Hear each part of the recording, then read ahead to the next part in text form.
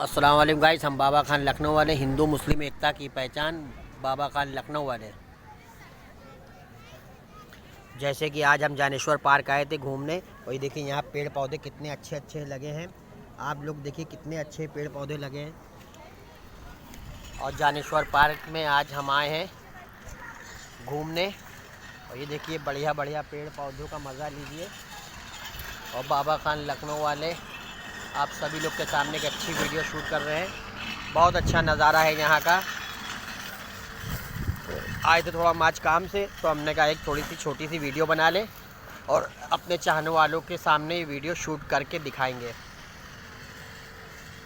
और गाइस आप लोग कैसे हैं? और इंशाअल्लाह कल हम छुट्टी करेंगे, कल हम काम पे नहीं जाएंगे और अपने बच्चों के साथ सारा दिन हम इंजॉय करेंगे। बाबा खान लखनऊ वाले को लाइक फॉलो दबा के करिए। बताइए वीडियो आप लोग को कैसी लगी बाबा खान की।